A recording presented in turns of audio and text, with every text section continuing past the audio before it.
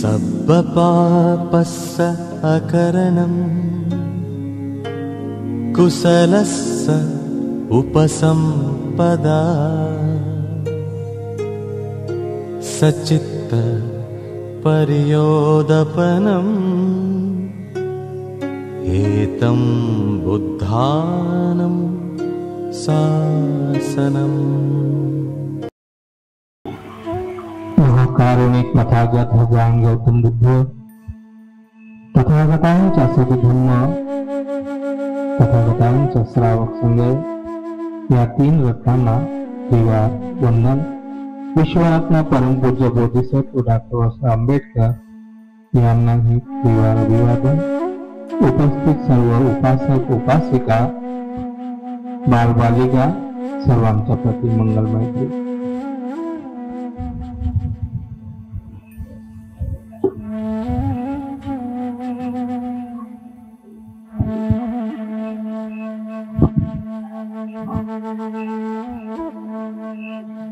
दर्शन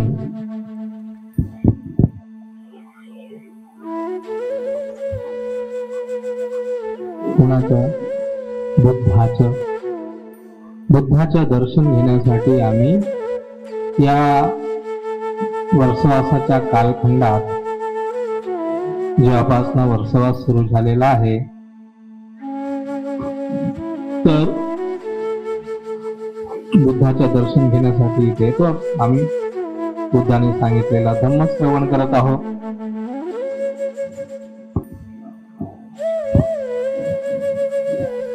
आणि तथागतांचा जो श्रावक संघ आहे त्यांच्या प्रती आपलं उत्तरदायित्व आम्ही निभवत आहोत।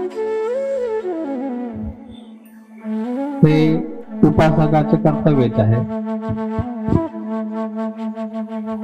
तर बुद्धाचे दर्शन आम्ही रोज घेतो, पण कशा प्रकारे घेत आहोत?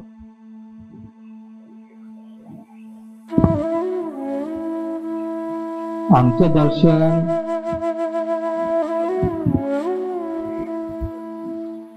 आमिष दर्शन आहे की निरामिष दर्शन आहे? कधी आपण स्वतःला पाहण्याचा किंवा स्वतःला असा प्रश्न करण्याचा आपण कधी प्रयत्न केला का? केला पाहिजे, केलाही असेल। तर बुद्धाचं दर्शन आपण रोज घेतात। कसं घेतात? सामीस। कसं दर्शन घेतात? दोन प्रकारे बुद्धाचं दर्शन घेतलं जाते, एक सामीस दर्शन, एक निरामिष दर्शन। आपलं दर्शन कोणतं आहे? मनीषचं दर्शन सामीच आहे। आपलं कोणतं दर्शन आहे?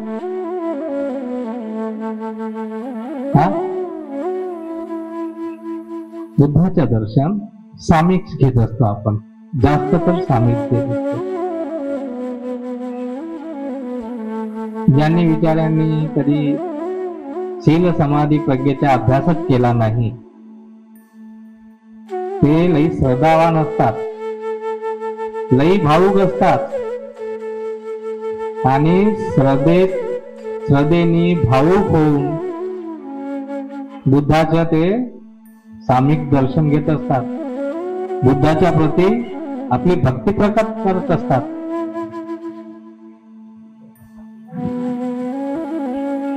त्यांची पूजा करतात। घरी सुद्धा बुद्धाचं दर्शन व्हावं म्हणून सुंदर सुंदर आपण बुद्धाच्या मूर्त्या घेतो, आहे की नाही? प्रतिबिंब घेतो आणि आपल्या घरी त्याला मस्त व्यवस्थित ठिकाणी अधिष्ठित करून आम्ही त्याही बुद्धाचे दर्शन घेतो। विहारात आल्यावर याही बुद्धाचे दर्शन घेतो। तर हे आमचे जे दर्शन आहे ते सामिक्ष आहे। का सामिक्ष आहे? कारण की बुद्धाच्या प्रती आसक्ती आहे की नाही? आसक्ती बुद्धाच्या प्रती हा, या प्रतिबिंबाच्या प्रती आसक्ती आहे की नाही? आहे ना? आहे.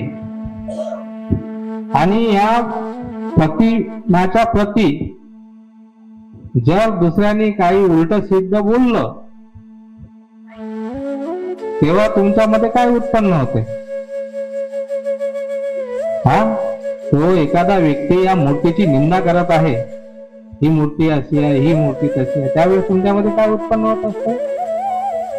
द्वेष उत्पन्न होत असते, है ना? तर एक तर राग उत्पन्न होते त्या मूर्तीबद्दल किंवा द्वेष उत्पन्न होतो किंवा लोभही उत्पन्न होते, मोह उत्पन्न होते. भगवान बुद्धाला मोमबत्ती लावली, अगरबत्ती लावली, हार फुलं हळद दिले, तो भगवंत प्रसन्न होऊन जातील आणि आमचे सारे दुःख दूर होऊन जातील. अशा प्रकारचा मोह सुद्धा आहे की नाही आहे? है ना? तथागत जेव्हा सम्यक संबुद्ध झाले तर एक आठवडा त्या बौद्ध वृक्षाकडे निरामिष नेत्रांनी पाहत राहिले. निरामिष नेत्रांनी. कसल्या प्रकारचे आमिष होते का त्याच्याकडे पाहण्याच्या? नाही, फक्त निरामिष नेत्रांनी पाहत राहिले. ना त्या बौद्ध वृक्षाप्रती त्यांच्या मनामध्ये आता आसक्ती होती, ना कसल्या प्रकारची इच्छा होती. पण तरी पण त्यांच्याकडे निरामिष नेत्रांनी पाहत राहिले. तर ते भगवंताचे निरामिष नेत्रांनी पाहणे ही एक वेगळी गोष्ट आहे. पण आपण जेव्हा बुद्धाचं दर्शन घेतो तेव्हा कशा प्रकारे दर्शन घेतो? आमिष दर्शन घेतो. आणि त्या काळात जेव्हा जेव्हा ज्या ज्या लोकांनी बुद्धाचं दर्शन, बऱ्याचशा लोकांनी दर्शन घेतलं, तर जास्तीत जास्त काही लोकांनी आमिष दर्शनच घेतलं. ज्यांनी बुद्धाचे निरामिष दर्शन घेतलं ते वेगळे आणि ज्यांनी बुद्धाचे आमिष दर्शन घेतलं ते वेगळे. तर बुद्धाला बुद्धत्व प्राप्त झाल्यावर ते जेव्हा त्या गयेतून जायला निघाले तेव्हा त्यांना रस्त्यामध्ये एक तापस भेटला होता.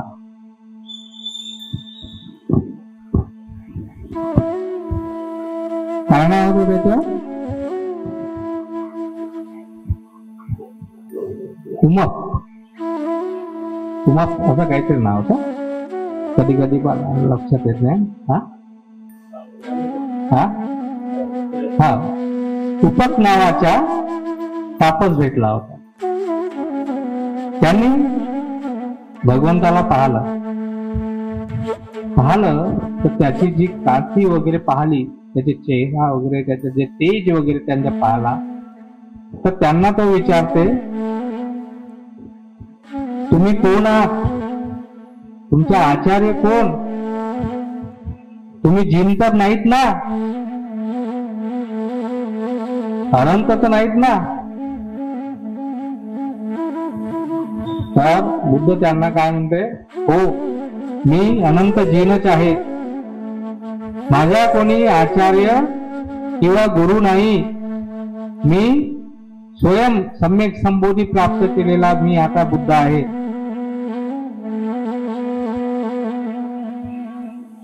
का त्याला बुद्धाचं दर्शन झालं, पण त्याने काय पाहिलं? त्याच्या चेहऱ्यावरची आभा, त्याची सुंदरता, त्याच्या तेज पाहिलं. पण या जगात बुद्ध असू शकते किंवा कोणी अनंत जीन असू शकते की सम्यक संबुद्ध कोणी असू शकते, त्याला परिपूर्ण यकीन आला नाही. आणि त्याने काय केलं? तोंड विचकवलं आपलं असं आणि निघून गेला. म्हणजे बुद्धाचं दर्शन, साक्षात दर्शन होऊनही त्याने बुद्धाचं दर्शन घेऊ शकला नाही. जे काही दर्शन घेतलं ते सामिक दर्शन होतं, वर वर पाहिलेलं होतं. निरामिष दर्शन त्यांनी घेतलेलं नाही. कारण त्याला आराम कसा बनतोय, बुद्ध कसा बनतोय, जीवनमुक्त कसं बनतोय हे माहित होतं. त्याला वाटलं की कुठेतरी कोणीतरी परमात्मा आहे किंवा कोणीतरी गुरु असतो, त्यांच्या सानिध्याने एक परमात्म्याची भेट होते किंवा एखाद्या ईश्वराची प्राप्ती होत असते. आणि अशा मताचा तो असल्यामुळे बुद्धाला पाहूनही त्याच्या तो खऱ्या अर्थानं दर्शन घेऊ शकला नाही. त्याने फक्त त्याच्या रूप सौंदर्याचं दर्शन घेतलं आणि तो निघून गेला. त्यानंतर भगवंताला आपलं आपण जो धर्म जाणलेला आहे, जे बुद्धत्व प्राप्त केलेला आहे, जे जीवनमुक्तीचा मार्ग आहे, दुःखमुक्तीचा मार्ग आहे, तर तो आपण पंचवर्गीय भिक्षूंना द्यावा म्हणून ते त्यांच्याकडे जेव्हा पहिल्यांदा गेले, तर जेव्हा त्यांनी दुरून पाहिलं, येताना पाहिलं, तर त्या अगोदर त्यांनी त्यांची अवस्था पाहिली होती की कशा प्रकारे खुश काय त्यांचं शरीर झालं होतं. आणि आता जो दिसते येताना तो अगोदर सारखाच राजकुमार, पण ज्या वेळेस अगोदर राजकुमार होता तेव्हा त्याचे तेज किंवा तेवढी सुंदरता नव्हती, त्याच्यापेक्षाही जास्त आता बुद्धाच्या चेहऱ्यावरती तेज आलं होतं. आणि ते पाहूनही त्यांच्या मनामध्ये त्या पथभ्रष्ट आहे, जसं पहिल्यांदा पाहिलं पाचही लोकांनी, त्यांनी आमिष दर्शन घेतलं. भगवान बुद्ध जसे जसे जवळ आले त्यांनी म्हटलं राजकुळातून जन्माला आलेला आहे, आसन देण्यास पात्र आहे, म्हणून आपण याला आसन दिलं पाहिजे. म्हणून अशा प्रकारे आसन दिलं पाहिजे, म्हणून पाणी वगैरे दिलं. पण पहिल्यांदा त्यांच्या मनामध्ये ज्या शंका होत्या की हा पथभ्रष्ट झालेला आहे, तर सर्वांनी आमिष दर्शन घेतलं, सर्वांनी त्याला आऊष म्हणून बोलवलं. तेव्हा भगवान बुद्ध म्हणाले, आता मी आऊष आलेला नाही, मी सम्यक संबुद्ध झालेला आहे, म्हणून तुम्ही मला तथागत किंवा बुद्ध म्हणून संबोधू शकता. पण अनेक जन्माचा आणि या जन्मामध्ये त्यांची जी मनोकामना होती की काय क्लेश घेऊन हा बुद्ध बनला नाही, आता काय बुद्ध झाला असेल, खाऊन ती मस्त झालाय म्हणून त्याची कांती चमकत आहे, सुंदरता प्रदान झालेली आहे, अशा प्रकारे. कारण की बुद्धाचे रागद्वेष संपलेले होते, त्यांचे रागद्वेष अजून संपलेले नव्हते. तेव्हा भगवंतांच्या त्यांनी जेव्हा पहिल्यांदा दर्शन घेतलं तेव्हा त्यांनी आमिष दर्शन घेतलं. पण एक दिवस झाल्यावर दुसऱ्या दिवशी जसं कोंडिन्याला मी कशा प्रकारे बुद्ध झालो आहे, जीन झालो आहे, परिपूर्ण सम्यक संबुद्ध झालेलो आहे, सर्वज्ञ प्राप्त केला आहे, सर्व दुःखातून मुक्त झालेलो आहे, हे त्याला जेव्हा सांगितलं तर पहिल्या दिवशी कोंडान्य सोतापन्न झाला. असं करता करता एक दिवस 5 दिवसामध्ये 6 दिवसामध्ये ते पाचही लोक सोतापन्न झाले. आणि हळूहळू जेव्हा ते सोतापन्न झाले तेव्हा त्यांना विश्वास होत गेला आणि तेही आपल्या रागा द्वेषातून मुक्त होत गेले. ते कसं तथागत भगवान गौतम बुद्धांनी जो शील, समाधी आणि प्रज्ञेचा मार्ग त्यांना शिकवला, या प्रकारे जेव्हा त्यांनी त्या प्रकारे ते समजत गेले, जाणत गेले, आपल्या जीवनामध्ये उतरवत गेले, तेव्हा त्यांनी बुद्धाचं खरं दर्शन घेतलं. आणि आता ते त्यांचं जे दर्शन होतं हे आमिष दर्शन राहिलेलं नव्हतं, त्याने ते निरामिष दर्शन घेतलं.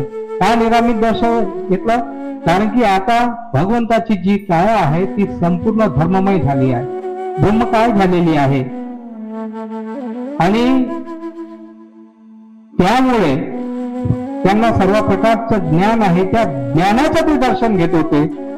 तर बुद्धाच्या कायेचं किंवा त्याच्या त्या तजेदार सुंदर अशा शरीराचं त्यांनी दर्शन घेत नव्हते. तर त्यांच्यामध्ये समावलेला जो धर्म होता त्या धम्मकायेचं दर्शन घेत होते, त्या ब्रह्मकायेचं दर्शन घेत होते, त्या सम्यक संबुद्धाच्या खऱ्या अर्थानं दर्शन घेत होते, उदय वयाच्या आधारावर, शील समाधी प्रज्ञेच्या आधारावर. आणि सर्वांनी लवकरात लवकर सर्वांनी बुद्धांच्या निरामिष असं दर्शन घेतलं. तर भगवंताचं दर्शन जर घ्यायचं आहे तर भगवंत काय म्हणतात, यो को न पश्यति सो धम्म पश्यति, यो धम्म पश्यति सो न पश्यति. भगवंता माझे जर दर्शन घ्यायचे असेल तर माझ्यामध्ये समावलेला जो धम्म आहे त्या धम्माला पहा, त्या धम्माला जाणा. आणि जो त्या धम्माला पाहते, जो त्या धम्माला जाणते, तो साक्षात माझं दर्शन घेते. तो तेव्हा खऱ्या अर्थाने बुद्धाचं दर्शन घेते. आणि अशा प्रकारे त्या पाचही पंचवर्गीय त्या संन्यासांना, त्या भिक्षूंना बुद्धाचं खरं दर्शन झालं. कारण की बुद्धाला पाहायचे असेल तर त्यांनी सांगितलेल्या त्या धम्मामध्ये पाहायचे असते. आपण काय करतो, मूर्ती पाहतो, तिला सजवतो, धजवतो, सर्व करतो. आलंबन आहे, एक चांगली गोष्ट आहे, ती आलंबन आहे.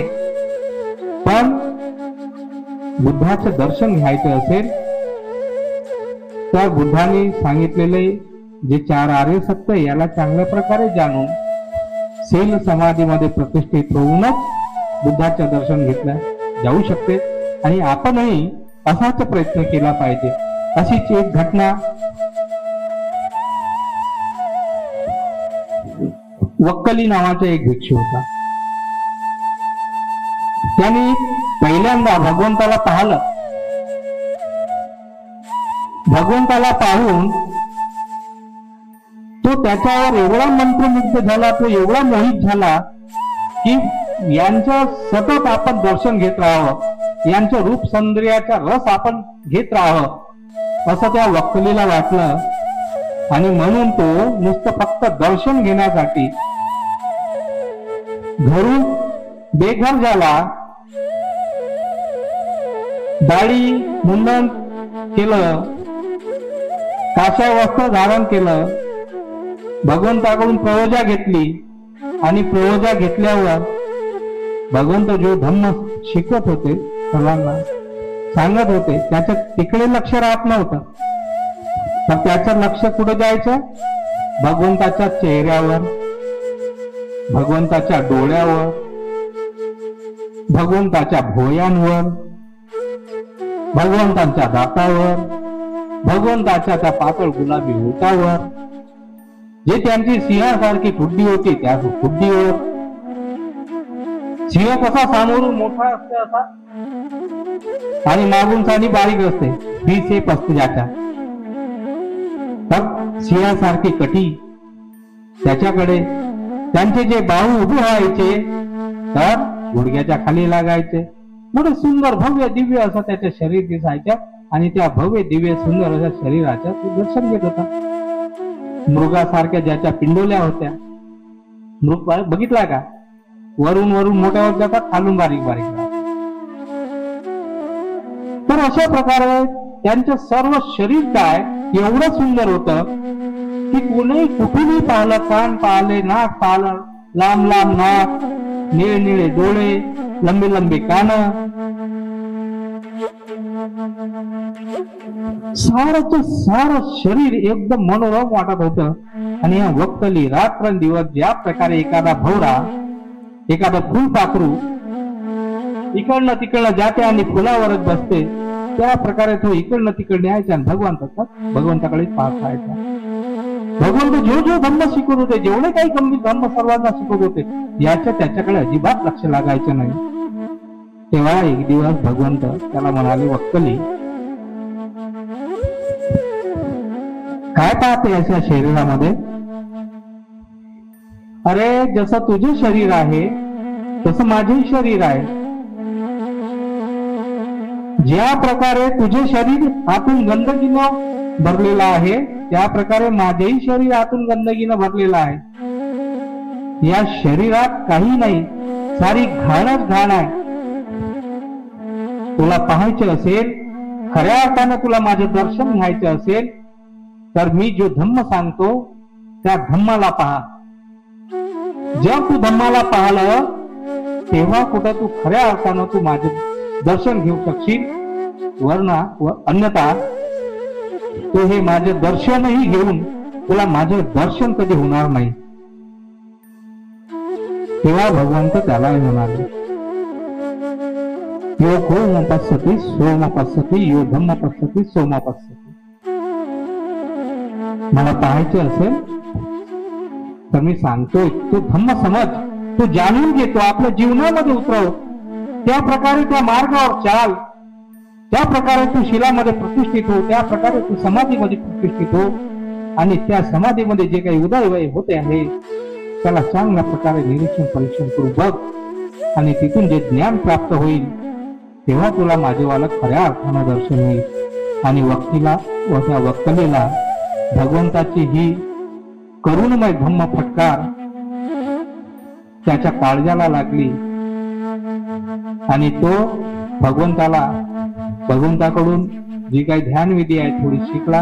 आणि ती ध्यानविधी शिकून भगवंतापासनं खूप लांब अरण्यात जाऊन जोपर्यंत तो जीवन मुक्त झाले नाही, अनंत झाला नाही, तोपर्यंत तो भगवंताच्या दर्शनाला आला नाही.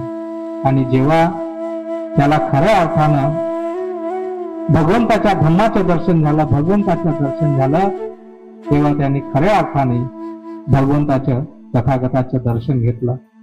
तर आपणही दर्शन गुणांचे घ्यायचे आहे. तथागतामध्ये जो धर्म समावलेला, जे गुण होते त्यांचे इतिपिसो भगवान समासम बुद्धो विद्याचरण संपन्न सुगत लोक विद्वन करू पुरुष धर्मशास्त्री सत्ता देव अनुसार बोलते भगवान. कसे झाले? ज्यांनी आपल्या मधला असलेला अनुषेक क्लेश, ज्याला राग द्वेष आणि मोह अजिबात संपवून टाकला, नष्ट करून टाकलं, हत्या करून टाकली, आता तो पुन्हा जीवित होणार नाही, ज्याला मुलासहित उकून फेकलं. अशा प्रकारे तथागतांनी सांगितलेल्या धर्मानुसार धम्म मार्गावर गमन करत वक्कलीने सुद्धा आपल्यामध्ये असलेले अनुषेक क्लेश, सर्व राग द्वेष, सारा मोह, सारा अज्ञान तुटून पडलं आणि तो वक्कली जीवनमुक्त झाला. खऱ्या अर्थाने वक्कलीला बुद्धाचं दर्शन झालं. तर दर्शन निरामिष झालं. ते आता कसल्या प्रकारची बुद्धाच्या कायेमध्ये आसक्ती नव्हती, तर बुद्धाच्या धम्मामध्ये जी आसक्ती होती, येई तशी कोप नाही कोपन चंतन वेदी तबो विनिहिती. तो गेला, बसला आणि त्यांनी पाहिलं आपल्या शरीरात भगवंताच्या खऱ्या अर्थानं पूर्ण धम्म कायाचे दर्शन घेतलं. भगवंत जसे सर्व ब्रह्म काय होते, सर्व देव मनुष्य सत्ता गाजवणारे संपूर्ण ज्ञानी, त्या ज्ञानाला चांगल्या प्रकारे त्या वक्कलीने जाणला. खऱ्या अर्थाने त्यांनी निरामित दर्शन घेतलं आणि तो जीवन मुक्त झाला. आपणही अशा प्रकारे भगवंताचं दर्शन घेण्याचा प्रयत्न केला पाहिजे. जेव्हा जेव्हा आपल्यामध्ये एखादा राग जागते, अति राग जागते, अति आसक्ती उत्पन्न होते, तेव्हा आपल्याला त्या गुणांची आठवण आली पाहिजे की कशा प्रकारे भगवंताला आपण धम्मामध्ये प्रस्थापित होण्यासाठी कशा प्रकारे भगवंताने सांगितलं धम्माचा मला कसा लाभ होईल आणि मलाही जे मी आज आम्ही दर्शन करत आहे ते माझं दर्शन निरामिष कसं होईल, अशा प्रकारची आपण भावना केली पाहिजे. यासाठी जर भगवंताचं दर्शन करायचं असेल तर एकच मार्ग आहे. कोणता? समाधीचा, ध्यानाचा. दुसरा मार्ग नाही. मग या ध्यानासाठी आपल्याला एक गोष्ट आहे की शीलाचाही अभ्यास, शीलही पुष्ट करायचा, तर शील समाधी प्रज्ञा, मग जे एकच मार्ग आर्य अष्टांगिक मार्ग. तर या मार्गाचं जर आपल्याला दर्शन झालं तर आपलंही खरं दर्शन निरामित दर्शन होईल. आणि या निरामित दर्शनाला घेऊन आम्हीही आपल्या जीवनामध्ये मुक्ती साधण्याचा, दुःख मुक्ती साधण्याचा आम्ही प्रयत्न करू. या मार्गावर चालू आम्ही आपली स्वस्थ मुक्ती साधून घेऊ, अशा प्रकारची एक कामना करतो. वेळ झालेला इथेच थांबतो. भवतु सब्ब मंगलम, भवतु सब्ब मंगलम, भवतु सब्ब मंगलम.